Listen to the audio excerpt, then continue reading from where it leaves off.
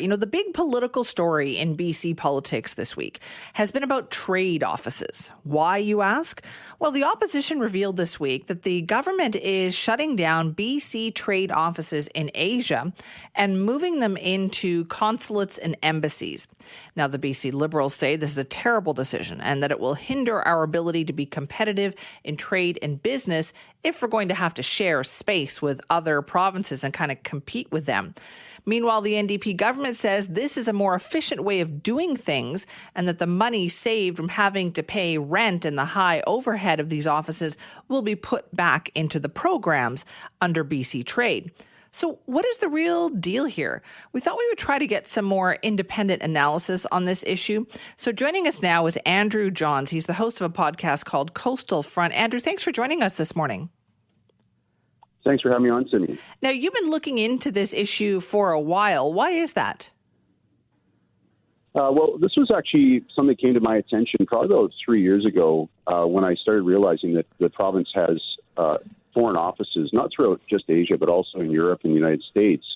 And it seemed odd to me that we were spending taxpayer dollars in hosting or holding these offices overseas. So I started doing some research and ran some freedom of information requests on my own accord as a concerned taxpayer, and uncovered some pretty startling numbers as far as how much money we spend annually on having these trade offices overseas.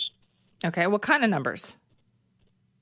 Well, I just ran the totals again last night to make sure that I was correct, and the actual numbers I got back from the province of British Columbia on my FOI request is over $6.2 million. But I think the number's probably larger than that because that's just the actual operating costs of these offices and doesn't include all of the costs of travel for ministers to basically justify the reason of having these offices in the first place and traveling over there. So I think the savings to the province is going to be massive. And the other thing I'd like to point out is that in my research, and I spent a lot of time on this, I haven't been able to identify one specific example of a trade deal, either of an exporter gaining some business overseas from British Columbia or an importer who's opening up offices in BC. There's a direct correlation due to these trade offices. So I'm all for free markets, and I love supporting independent businesses. I own two businesses myself. And if this was really something that I felt was a worthwhile spend, I would advocate for it. But I think this is a great move by the current government to shut these offices down and start saving taxpayers' dollars. So do you think that, okay, if there had been significant deals, signed as a result of these offices, that we would know about them?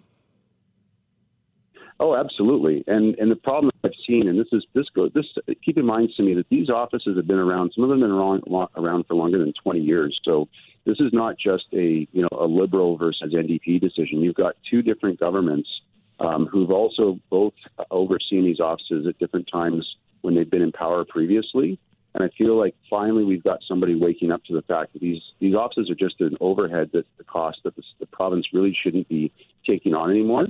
And I applaud Bruce Ralston and the current, NDP government for planning to shut these down. There's just absolutely zero evidence that these drive economic growth for our province. Now, you said the number there was $6.2 million. Was that just the trade offices in Asia? And what was that? Was that rent, or was that all the salaries and everything included? Yeah, that's all the operating costs of the offices. So that's that's the rent, that's the cost of staffing. Keep in mind that I think that I've estimated there's probably about 25 foreign nationals who've been basically on the BC payroll here for many, many years. And those people will obviously eventually start to, I'm assuming, lose their jobs, or they'll be having to reduce those numbers as they plan to move into these shared offices with embassies and consulates. So, again, I think the savings is significant. I think that $6.2 million, that's just what is on the surface from the FOI request that I sent. I mean, if you look at the travel expenses that not just this current administration, but previous administrations have had.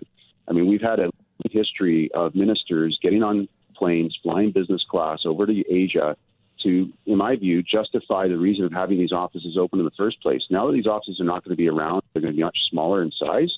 There's going to have to be more, accountability behind why ministers are getting on flights over to Asia, over to Europe, down into the States to so-called, help drum up trade business. And why do you think they are so popular, this idea that, we need to do this because this helps BC? Why do you think that idea is so powerful? Well, I actually think it's not. I don't think there's any conspiracy theory behind this, or there's any backdoor deals. I think it's as simple as they're in place. No one has bothered to kind of really. Look, government has tons of waste, and I'm a big advocate of getting rid of government waste, and it happens with every party, not just NDP, not just Liberals.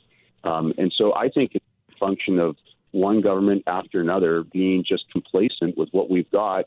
No one questioned it. And quite honestly, I'd like to take a little bit of credit because I've been advocating very heavily on this. I've talked to my local MLA, David, talked to David Eby, I've talked to Andrew Weaver, and I've sent a lot of messages to Bruce Ralston about my frustration over this. And I'm not the only one. There's been a lot of other people who have been advocating for the closure of these offices. When we're having a hard time being able to have playgrounds in elementary schools in BC, why are we spending money having these offices overseas, especially when we can't find any direct evidence that they're helping generate economic activity for BC?